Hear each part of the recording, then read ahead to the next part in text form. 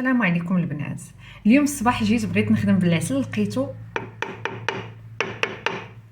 محجر. اللي تحجر لها العسل بحال هكا بحالي يمكن لكم تصلحوه، ما تقولوش لا خصنا نرميوه ولا صافي راه خسرها،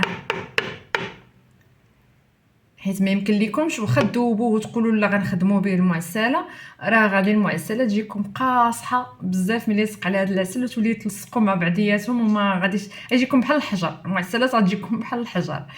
اللهم انا نقول لكم الطريقه باش غادي تصلحوه. غادي نضيفوا له واحد 2 الكؤوس ديال الماء اللي مغلي. انا ضفت الماء حدايا هنايا كيغلى، هو المكون الوحيد اللي كيصلح العسل المحجر.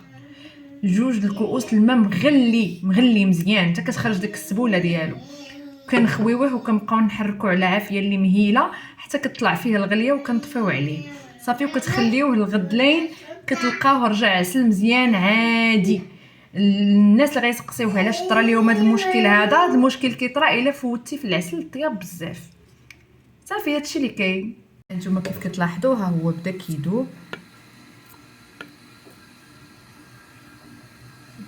باش غادي نزيدو عليه داك الماء المغلي اللي قلت لكم.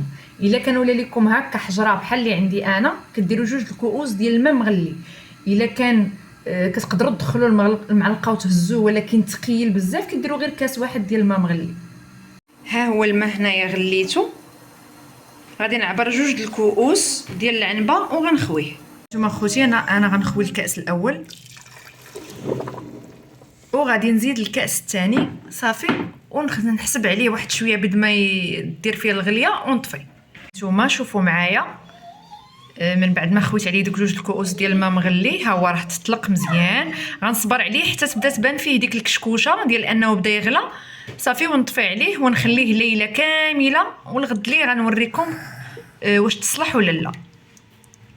صافي غير يبان لكم ولا بحال هكا كيغلى وطفيو عليه البوطه وخليوه حتى الصباح، ان شاء الله غادي تلقاوه ولا عادي. انا غدا نشاركو معكم. ها نتوما خوتي بعد ما صلحنا العسل انا خليته ليله كامله. شوف شوف شوف شوف خاطر زوين، فن فن فن فن، يعني راه ما تخافوش منه تقولوا تحجر صافي راه مشى، هو كيرجع عادي وملي تيبات ليله كيولي معلك وزوين.